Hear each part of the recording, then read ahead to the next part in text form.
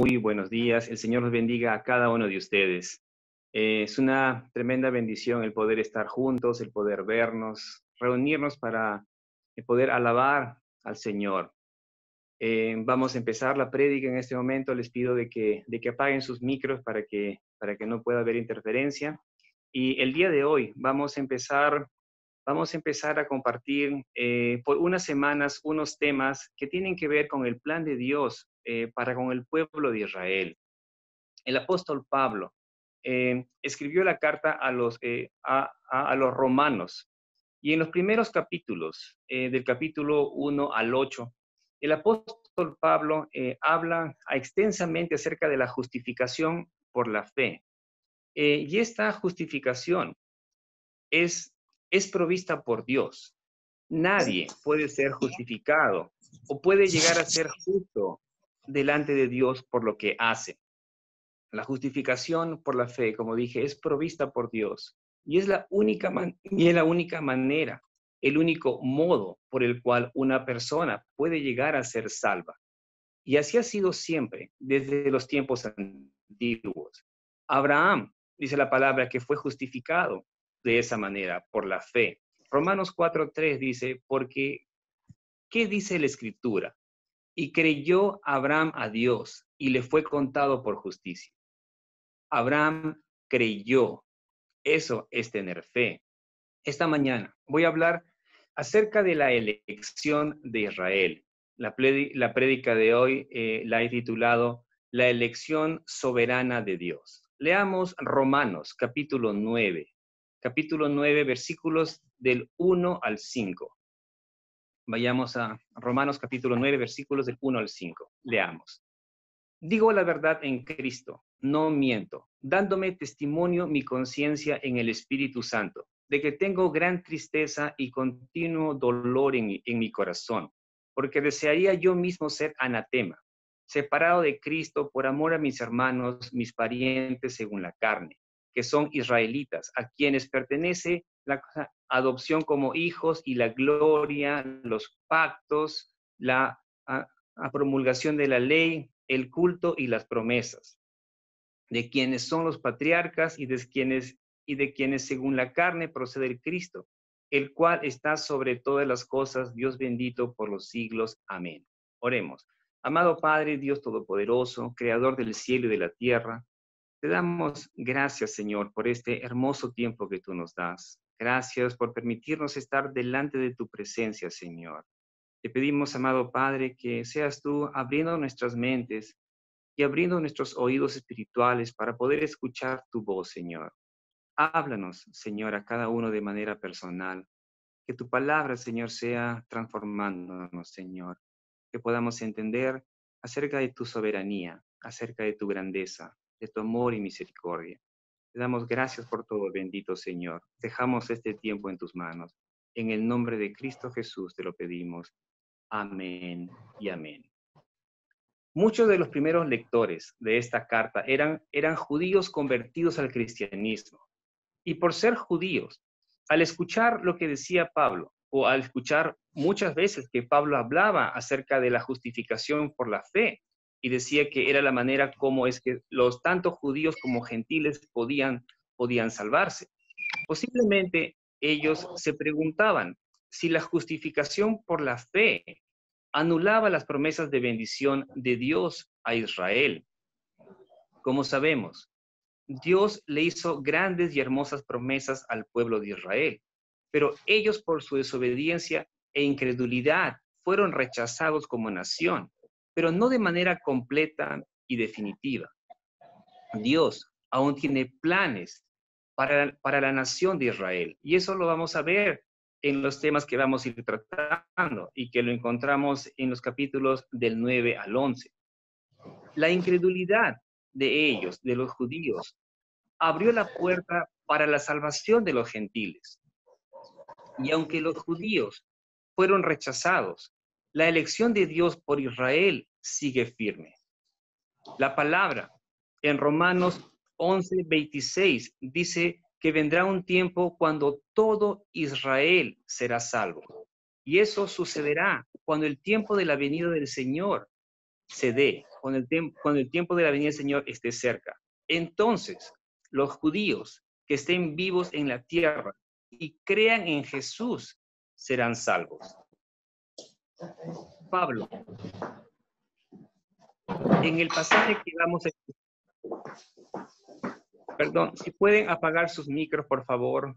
Si pudiesen apagar sus micros para que no interfiera.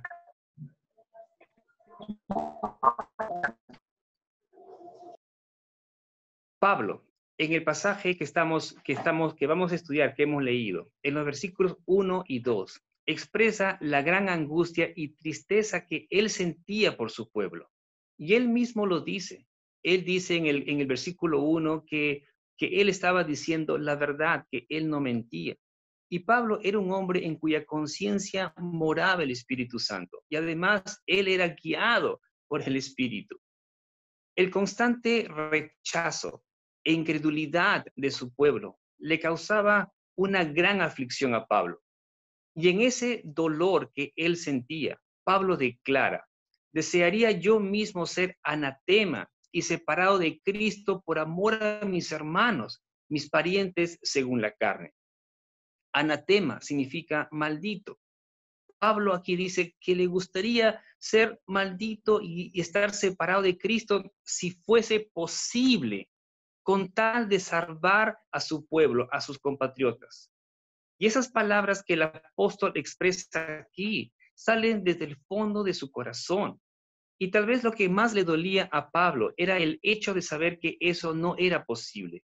Pablo mismo en Romanos capítulo 8, versículos 38 y 39, dice lo siguiente: porque estoy convencido que ni la muerte, ni la vida, ni ángeles, ni principados, ni lo presente, ni lo porvenir, ni los poderes, ni lo alto, ni lo profundo, ni ninguna otra cosa creada nos podrá separar del amor de Dios que es en Cristo Jesús, Señor nuestro. Pablo sabía eso. Él mismo lo había dicho. Él dijo que nada podía separarlo de Cristo, del amor de Dios que es en Cristo Jesús, Señor nuestro. Pero si eso hubiese sido posible, Pablo estaba dispuesto a realizar ese sacrificio por amor a su gente, por amor a los de su raza, por amor a los judíos. Y lo que Pablo está expresando es algo parecido a lo que hizo Judá cuando él se ofrece como garantía en vez de su hermano Benjamín cuando estaban en Egipto. Judá dijo: te ruego que quede tu siervo como esclavo de mi señor en lugar del muchacho, y que el muchacho suba con sus hermanos. Y podemos ver otro ejemplo, cuando Moisés intercede ante Dios por su pueblo, diciendo: te ruego que perdones sus pecados, y si no, bórrame del libro que has escrito, dice Moisés en Éxodo 32:32. Vemos el amor de estos hombres por su pueblo, y vemos también el amor que Pablo expresa por amor a sus compatriotas. Y las palabras de Pablo y ese deseo por salvar a sus hermanos muestra cuán apasionadamente Pablo anhelaba salvar a los perdidos. Y ese debería ser también nuestro deseo, queridos hermanos. Ese debe ser también nuestro sentir al ver tanta gente perderse allá afuera. Romanos capítulo 9, versículos 4 y 5 dicen que son israelitas a quienes pertenece la adopción como hijos y la gloria, los pactos, la promulgación de la ley, el culto y las promesas, de quienes son los patriarcas y de quienes según la carne procede el Cristo, el cual está sobre todas las cosas, Dios bendito por los siglos. Amén. Al llamarlos Israel, Pablo estaba resaltando que ellos eran y son el pueblo del pacto de Dios, un pueblo diferente a cualquier otro pueblo de la tierra. Y el hecho de ser llamados israelitas o Israel era un título, un calificativo de honor.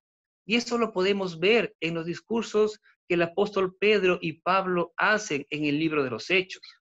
El apóstol Pedro en Hechos capítulo 2, versículo 22, dice lo siguiente, o los llama de esta manera: varones israelitas, escuchad estas palabras: Jesús el Nazareno, varón confirmado por Dios entre vosotros con milagros, prodigios y señales que Dios hizo en medio vuestro a través de él, tal como vosotros mismos sabéis.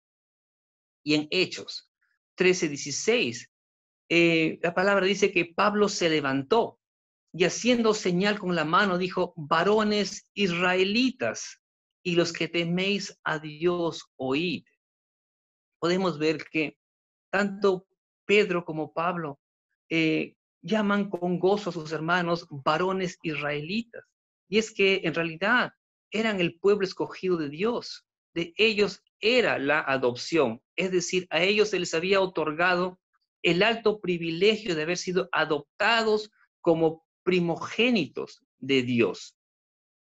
Éxodo capítulo 4, versículo 22, sobre esto dice, sobre ser hijos, dice lo siguiente: entonces dirás a Faraón, así dice el Señor, Israel es mi hijo, mi primogénito.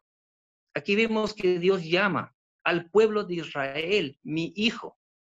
Y en Oseas capítulo 11, versículo 1, dice: cuando Israel era niño, yo lo amé, y de Egipto llamé a mi hijo.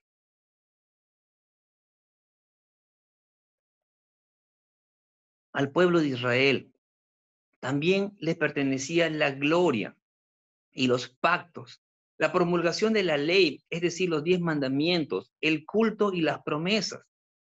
Y en este último, aquí se refiere a las promesas hechas a los patriarcas, Abraham, Isaac, Jacob y al pueblo judío en general. En Génesis capítulo 17, versículo 7, encontramos una promesa que Dios le hace al patriarca Abraham, donde le dice: y estableceré mi pacto contigo y con tu descendencia después de ti, por todas sus generaciones, por pacto eterno de ser Dios tuyo y de toda tu descendencia después de ti. Y de esta promesa básica, se derivan muchas otras promesas, pero todas ellas dependían de la venida y de la obra mediadora de Cristo. Y es que por medio de Cristo es que todas estas promesas podían cumplirse. Leamos algunos versículos que hablan acerca de esto.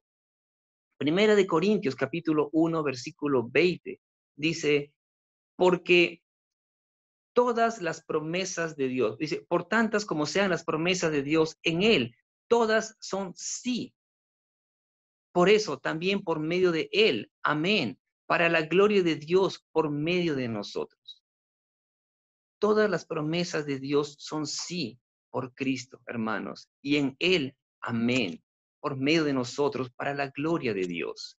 Y Gálatas 3:16 dice: ahora bien, las promesas fueron hechas a Abraham y a su descendencia. No dice y a las descendencias, como refiriéndose a muchas, sino más bien a una, y a tu descendencia, es decir, Cristo. El versículo 5, Romanos 9:5 dice: de quienes son los patriarcas. Los patriarcas eran muy importantes para el pueblo de Israel. Ellos son los hombres a quienes las promesas fueron dadas antes que la ley fuese dada, antes que la ley fuese promulgada. Y vemos que Dios mismo se complacía en anunciar, en decir que Él era el Dios de Abraham, de Isaac y de Jacob. El versículo 5 continúa diciendo: y de quienes según la carne procede el Cristo, el cual está sobre todas las cosas, Dios bendito por los siglos. Amén. Del pueblo de Israel deriva la naturaleza humana de Cristo. Él fue y es judío. Y eso era un motivo de orgullo para los judíos que se habían convertido al cristianismo. Sin embargo, Pablo no quiere dejar nada al aire. Él quiere dejar claro que aunque Jesucristo tiene una naturaleza humana, Él también tiene una naturaleza divina. Él quiere dejar claro que Jesús es Dios. Y cuando Pablo dice que Él está sobre todas las cosas, Dios bendito por los siglos, amén, Él está indicando o haciendo una referencia específica a la soberanía y a la deidad de Cristo. Leamos Romanos capítulo 9, versículos del 6 al 8. Pero no es que la palabra de Dios haya fallado, porque no todos los descendientes de Israel son Israel, ni son todos hijos por ser descendientes de Abraham, sino que por Isaac será llamada tu descendencia.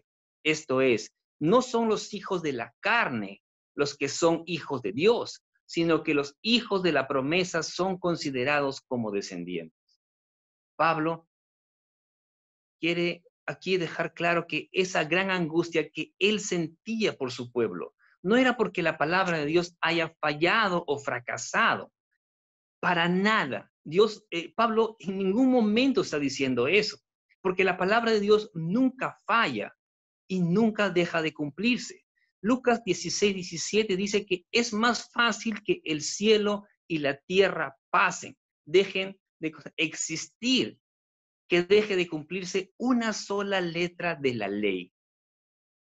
En el versículo 6, Pablo aclara aún más que la palabra de Dios no falla al decir, no todos los descendientes de Israel son Israel. Y aquí empieza Pablo a tratar el tema de la elección.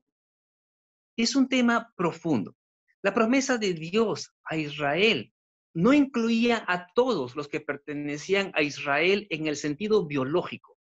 Los judíos equivocadamente creían que por el simple hecho de ser judíos, de pertenecer al linaje físico de Abraham, eran salvos, y no era así. Si bien es cierto que todo Israel, que toda la nación de Israel fue elegida para recibir los privilegios mencionados en los versículos 4 y 5, pero solo los que tuvieron fe obtuvieron la salvación. Romanos 2, versículos 28 y 29 dice, porque no es judío el que lo es exteriormente, ni la circuncisión es la externa en la carne, sino que es judío el que lo es interiormente, y la circuncisión es la del corazón, por el espíritu, no por la letra, la alabanza del cual no procede de los hombres, sino de Dios. Aquí el texto dice claramente que no es judío el que lo es exteriormente, como pensaban los judíos, como ellos creían que por ser judíos de nacimiento era suficiente para alcanzar la salvación y recibir todas las bendiciones hechas a los patriarcas. El versículo 7 dice, ni son todos hijos por ser descendientes de Abraham, sino que por Isaac será llamada tu descendencia. Podemos ver que la elección no corre por la línea de la descendencia física. De otro modo, Ismael, el hijo de Abraham y Agar, hubiese sido el heredero por ser el hijo mayor, pero vemos que no fue así. Isaac era quien sería contado como la simiente, como la descendencia de Abraham, y en quien se cumpliría la promesa del pacto, porque Isaac era el hijo de la promesa. Y todos nosotros, todos aquellos que hemos creído en Cristo, que lo hemos aceptado como nuestro Señor y Salvador, venimos a ser hijos de Dios y se nos llama hijos de la promesa. Y esta es una designación realmente hermosa, queridos hermanos. Gálatas 3:29 dice, y si sois de Cristo, fíjense, y si sois de Cristo, entonces sois descendencia de Abraham, herederos según la promesa. Si sois de Cristo, si Cristo es tu Señor, entonces sois descendencia de Abraham, herederos según la promesa. Leamos Romanos capítulo 9, versículos del 9 al 13. Porque esta es una palabra de promesa. Por este tiempo volveré y Sara tendrá un hijo. Y no solo esto, sino que también Rebeca, cuando concibió mellizos de uno, nuestro padre Isaac, porque aun cuando los mellizos no habían nacido y no habían hecho nada, ni bueno ni malo, para que el propósito de Dios conforme a su elección permaneciera, no por las obras, sino por aquel que llama. Se le dijo a ella, el mayor servirá al menor, tal como está escrito. A Jacob amé, pero a Esaú aborrecí.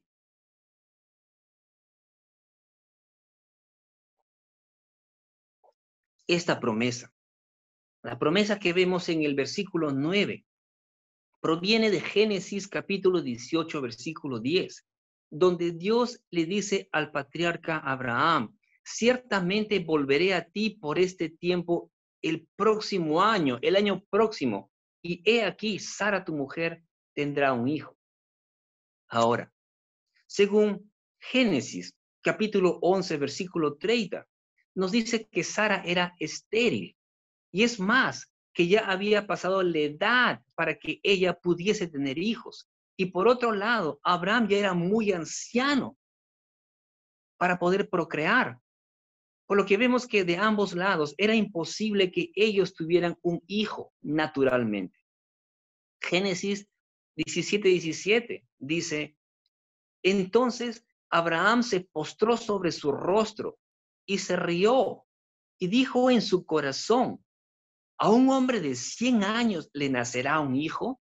¿Y Sara, que tiene 90 años, concebirá? Vemos que de alguna manera Abraham dudó, pensó si eso sería posible. Y vemos que él se ríe y él medita. Y Sara hizo lo mismo. Dice la palabra que ella también se rió al escuchar que tendría un hijo. Pero vemos que a pesar de todo eso, la promesa se cumplió, demostrando que Isaac era el hijo de la promesa. Y esto fue gracias al poder y soberanía de Dios. El versículo 10 al inicio dice, y no solo esto, y esto indica que había algo más que necesitaba decirse. Es posible que Pablo haya pensado que algunos de sus compatriotas a lo mejor podrían haber dicho que en el caso de Isaac e Ismael era natural que el hijo de Sara como la esposa haya sido escogida o haya sido escogido por encima del hijo de Agar, porque Agar era la esclava de Sara. Pero, ¿qué podemos decir sobre Rebeca? Rebeca era la única esposa de Isaac. La palabra dice que ella concibió mellizos, ambos niños, ambos eran hijos del mismo padre y de la misma madre. No era como el caso de Isaac e Ismael, que eran hijos de distintas madres. Según nuestra perspectiva, según nuestra manera de pensar, nuestra manera humana de pensar, podríamos decir que tanto Jacob y Esaú como hermanos debían tener la misma posición delante de Dios. Pero vemos que no fue así. Vemos que no es así. Génesis 25:21 nos dice que ambos hermanos, ambos niños, Jacob y Esaú, nacieron como respuesta a una oración, a la oración de sus padres. Incluso dice la palabra que aún no habían nacido, que no habían hecho nada, ni bueno ni malo. Y vemos que el Señor le dice a Rebeca que el mayor serviría al menor. Génesis 25:23. Y eso era algo que iba en contra de la cultura de ellos, en contra de la cultura en que estos niños habían nacido. Y aquí uno podría hacerse muchas preguntas y decir, pero ¿por qué? ¿Por qué hizo eso el Señor? ¿Qué pasó? Podemos preguntarnos lo que nosotros queramos, pero debemos recordar que Dios es soberano, que Dios es perfecto. Y el hecho que nosotros no entendamos algo, el hecho es que nosotros no entendamos por qué suceden las cosas, no nos da derecho de cuestionar lo que Dios hace. En el versículo 11 vemos por qué lo hizo. El versículo 11, en la segunda parte, dice, para que el propósito de Dios conforme a su elección permaneciera, no por obras, sino por aquel que llama. No fue por méritos humanos que Dios escogió a Jacob, sino en base a su incondicional elección y soberanía. Dios es quien llama, queridos hermanos. Dios es quien llama, quien elige conforme a su perfecta voluntad y soberanía. Dios es quien me llamó. Dios es quien te llamó a ti a su reino. Y no porque lo mereciéramos o porque tengamos algo especial en nosotros, sino porque Dios quiso, porque Él es quien llama. Romanos 8:28, un versículo muy conocido por muchos, dice lo siguiente: y sabemos que para los que aman a Dios, todas las cosas cooperan para bien. Esto es, para los que son llamados, fíjense esta palabra, para los que son llamados conforme a su propósito, conforme al propósito de Dios. Y Romanos 1, versículos 6 y 7, dice, entre los cuales estáis también vosotros llamados de Jesucristo, a todos los amados de Dios que están en Roma. Y nuevamente vemos la palabra llamados a ser santos. Gracia a vosotros y paz de parte de Dios nuestro Padre y del Señor Jesucristo. Ser cristiano, ser un hijo de Dios, es un gran privilegio, un tremendo privilegio. Y digo que es un privilegio porque tú no eres quien vino a Dios, sino que fue Él quien te llamó. Fue Dios quien te invitó a que tú vinieras a Él. Antes de ser cristianos, cada uno de nosotros estábamos muertos espiritualmente y estando en esa condición, no podíamos oír y menos responder. Fue Dios quien abrió nuestros oídos espirituales para poder escuchar su voz, para poder escuchar su llamado y poder venir a Él. Todo esto es por gracia y misericordia de Dios, queridos hermanos. Él es quien nos llamó. Muchas veces nosotros podemos decir que nosotros vinimos al Señor y a veces aún podemos decirlo hasta con jactancia, como que si fuese de nosotros, como que si nosotros dimos ese paso. Pero no es así. En realidad fue Dios quien nos llamó por su gracia y misericordia, y eso tenemos que tenerlo presente, porque de esa manera vamos a ser más agradecidos, porque vamos a saber que no fue por nosotros, no es por nosotros que somos salvos, sino por la gracia de Dios. Él fue quien nos llamó. Romanos capítulo 9, versículo 13 dice, tal como está escrito, a Jacob amé, pero a Esaú aborrecí. Pablo toma esta cita del Antiguo Testamento, de Malaquías, del libro de Malaquías, del capítulo 1, versículos 2 y 3. Y en esta declaración, yo amé a Jacob y aborrecí a Esaú. El verbo hebreo que hallamos en Malaquías o que esté en Malaquías, traducido para amar, tiene que ver con tener una relación con Dios, con tener una relación positiva en todas las decisiones, actitudes, pensamientos, respuestas y con los sentimientos que caracterizan tal relación. Mientras que la palabra aborrecer no quiere decir odiar, sino que indica una carencia de relación, con Dios. Dios eligió a Jacob, no porque él haya sido mejor que su hermano Esaú, no fue así, sino fue porque esa fue la voluntad de Dios, esa fue la elección soberana de Dios. Su amor por Jacob, en otras palabras, por el pueblo de Israel, no se basó en lo que este pueblo haya hecho, ni en lo que ellos eran. Es más, ni siquiera se lo merecían. Vemos vez tras vez que el Señor decía que el pueblo de Israel era una nación de dura cerviz, eran tercos, obstinados, incrédulos. Sin embargo, Dios los eligió para ser su pueblo santo. Leamos lo que dice Deuteronomio 7, versículos del 6 al 8.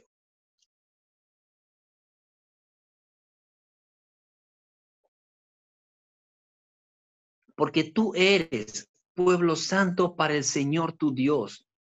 El Señor tu Dios te ha escogido para ser pueblo suyo de entre todos los pueblos que están sobre la faz de la tierra.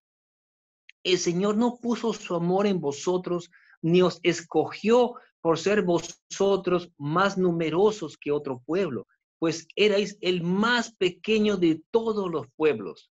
Mas porque el Señor os amó y guardó el juramento que hizo vuestros padres, el Señor os sacó con mano fuerte y os redimió de casa de servidumbre, de la mano de Faraón, rey de Egipto.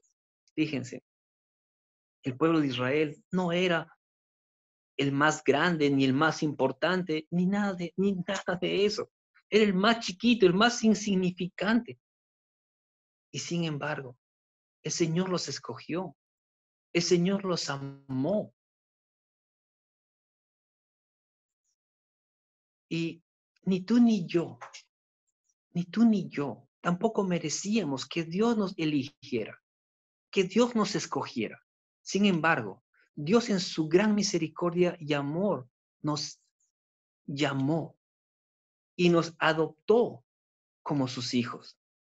Y el hecho que Dios nos haya elegido es algo tan grande y tan maravillosa que no hay manera de agradecer tanto amor de parte de Dios por nosotros. A lo mejor en este momento tú estarás pensando y dirás, gracias a Dios por eso, gracias a Dios que soy salvo. Me da alegría que el Señor me haya llamado. Pero, ¿qué de mi familia? ¿Qué de mis padres? ¿Qué de mis hermanos? ¿Qué de mis hijos? ¿Qué de mi esposa? ¿Qué de mi esposo? Ellos aún no conocen del Señor. ¿Y qué si ellos no son elegidos o no han sido elegidos? Nosotros, queridos hermanos, no podemos saber eso. Solamente Dios sabe eso. Lo que nosotros tenemos que hacer es orar mucho por ellos y compartirles la palabra, el mensaje de salvación. Y eso es lo que el Señor nos ha mandado a hacer. Hemos visto que Pablo se afligía por su pueblo, por el constante rechazo e incredulidad de su gente. Pero también vemos de que Pablo seguía adelante. Él continuaba predicando. Y eso es lo que nosotros tenemos que hacer. Tenemos que orar, tenemos que compartir la palabra. Y Dios obrará en su momento. Jesús dijo en Juan, capítulo 10, versículo 27, mis ovejas oyen mi voz, y yo las conozco y me siguen, y yo les doy vida eterna. ¿Saben, hermanos? No todos responden de la misma manera. No todos responden al mismo tiempo a la voz del Señor. Algunos lo hacen más pronto. Otros son más terquitos. Les toma más tiempo. No responden a la primera vez, ni a la segunda, ni a la tercera. Yo creo que respondí a la 50ª vez. Pero, ¿saben algo? Los que son sus ovejas oirán su voz y seguirán al Señor en algún momento. Y nosotros debemos de orar por ellos. Hay un versículo muy hermoso que dice, en el que el Señor dice, el que viene a mí, de ningún modo lo echaré fuera. Y esa palabra nos debe dar esperanza a cada uno de nosotros. Esa palabra me da esperanza a mí, porque tengo muchos familiares que aún no conocen de Cristo y que deseo que ellos vengan al Señor. Dios es quien llama, Dios es quien hace la invitación. Y todo el que responde a esa invitación no será echado fuera, será recibido, será aceptado por Cristo. Y esa es mi esperanza para todos aquellos que están oyendo este mensaje en este momento. y que aún no tienen a Cristo en su corazón. Para todos aquellos que Cristo aún no es su Señor y Salvador. Y si este mensaje ha tocado tu corazón, acepta la invitación del Señor, acepta su llamado. Él te está llamando a que vengas a Él. Dios quiere salvarte.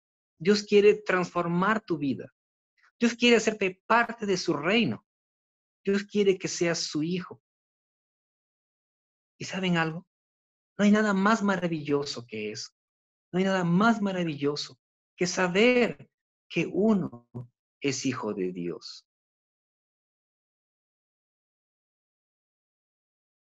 Confiemos en el Señor. Él es misericordioso. Él es soberano.